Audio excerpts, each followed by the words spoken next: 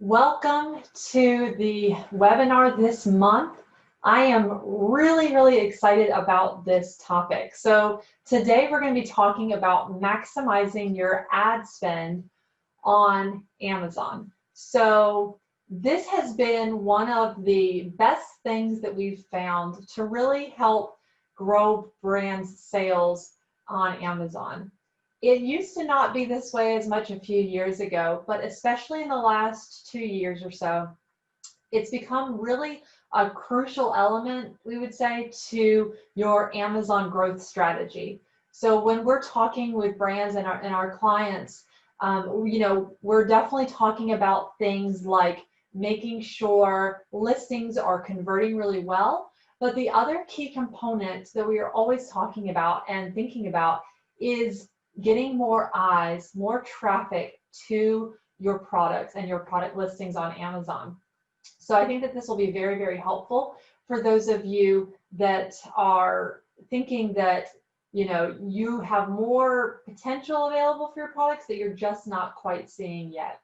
Okay, now I want to kind of dive in now to more common myths on Amazon advertising. There's a lot of different brands that we talk with and with our clients that there's a lot of information out there on advertising on Amazon, but there's also things that we hear that are actually just not true, but they're thinking that it is true. So I wanted to kind of go through some of the common myths and kind of let you know what people have thought and kind of share with you really what the reality is, so that you're not believing these myths that are maybe getting you off track with your Amazon advertising.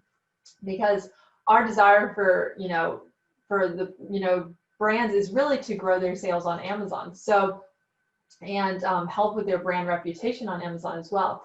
So one of the most common ones that we hear is actually that they believe that Amazon spends my money on advertising, even if I don't have the buy box. Now remember the buy box, in case you're not aware, that's where it says add to cart, that yellow button, whose name is below that, depending on if you're on desktop or mobile. It should say it's sold by, and then a brand name, and fulfilled by Amazon. If it's FBA, fulfilled by Amazon, who has that buy box. So only the person that has the buy box at a current time, if they are running advertising, that's when advertising is run. A lot of times, we hear from brands like, well, I'm running a ton of ads and I don't want, I'm giving all these sales to other people, if they have more than one seller on their listing. Well, that's not going to be the case. That's the good thing. Now, the bad thing is that if you do have multiple FBA sellers on your listing that are getting the buy box that you're sharing it with, and a way to know that is to, look at your business reports in Amazon. And if you are not getting 100% of the buy box and they're getting some of the sales, you're only going, let's say you're getting 50% of the buy box and you've got two other FBA sellers that are getting 30 and 20%. Let's say both of those other FBA sellers are not running any ads whatsoever, but you are. That means your ads are really only going to have about 50% effectiveness because they're only showing up when you have the buy box. So that is a good thing, that at least your ad money is not being spent to give sales to other people that are on the listing. But we will say that we usually very strongly recommend there only be one, maybe at the most a backup FBA seller, because it really does hurt your advertising efforts. And the most success that we've found with our clients where we're running ads for them every month on Amazon is those that have control over the buy box, because those are ones where we've been able to see the most amount of growth more quickly. Another common myth that we hear about Amazon advertising is that the highest volume keywords are best to add in campaigns. So they might hear the word, supplement or vitamin, which is a very broad, generic word to begin with, but is extremely expensive as well. You would think that, maybe it wouldn't be, because why would people be targeting it? But they're looking that word vitamin, for instance, might have, I don't have the number in front of me, but let's say it has 100,000 searches on Amazon every month.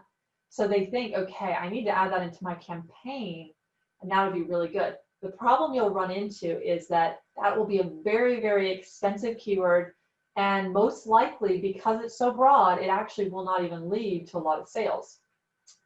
A third myth that we hear is impressions are the most important measurement of success with advertising on Amazon. So Amazon, in their campaigns, they give you a lot of data. And one of the first columns that you'll look at next to budget is impressions. So impressions are how often your ad is shown on Amazon. It's literally the number of times that your ad is being displayed on Amazon. Now, you can have high impressions, but that doesn't necessarily equal success, because impressions, though, are very important and helpful to know, because if it's getting a lot of impressions, but you're not then getting a lot of clicks, it may not be relevant. So impressions are not necessarily the most important measurement. We would actually say that that's not an important measurement. It is a factor and something that we do look at, but that's not to say if a campaign is successful or not, because you could have low impressions, but it could be a very profitable campaign for you, versus you could have a huge number of impressions, but no sales from that campaign. So impressions does not equal success on Amazon campaigns. A fourth myth that we hear: if I increase my daily budget on a campaign, I will always get more sales. Now this myth, I wish it was true, because, you know, it's very nuanced on Amazon with the advertising. You would think if I just increase the amount of money I spent, I'm going to directly increase the number of sales at the same time. However, there's a lot of nuances to that, because sometimes when you increase your daily budget, Amazon, we've noticed, will sometimes just start spending the money on your daily budget, and it ends up your sales don't change, or they might even go down from what they were. So unfortunately, just by increasing your daily budget does not always mean that you're going to have more sales. We wish that that were the case. That would be the easiest, but there's just so many different factors that you unfortunately cannot just increase a budget and then it leads to more sales. Another myth that we hear is I can just add recommended keywords into my campaign and it'll be successful. So if you have a seller account, you'll notice a lot of times Amazon will send you over emails if you're signed up for their email notifications, and you'll get a notification of, hey, we think that you should add these keywords into your ad campaigns. What we've noticed a lot of times is we always do look over that list just to make sure there's nothing that we're missing. But a lot of times we've noticed those are very broad keywords that Amazon will suggest. So those end up being very expensive keywords, and sometimes also not even very relevant keywords. So when you get those emails from Amazon, be very, very careful with those. Don't necessarily automatically add those to your campaign.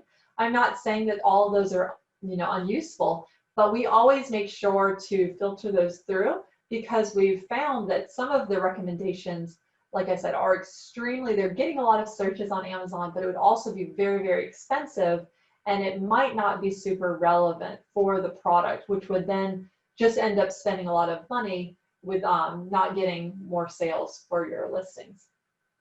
And the last one we hear is I can set up an advertising campaign and then I don't need to touch it again. This is sometimes not always said out loud, but I know that this is something that a lot of brands are thinking, that the advertising campaign can just be set up and then I can forget about it. Unfortunately, that's not the case. If you leave an ad campaign, sometimes you can get away with it for a few weeks doing okay, but if you're not always looking at it, refining it, fine-tuning it, tweaking it, adding keywords, taking out certain keywords, you can do things like negative exact, negative keywords and all that. If you're not doing things like that on each campaign, we recommend at least once a week, then unfortunately it can start leading to a very unsuccessful campaign. It can start leading to a lot more ad money spent than should be, that does not end up leading to sales. And the biggest thing is you won't be getting that competitive advantage over your competitors who are trying to stay on top of things.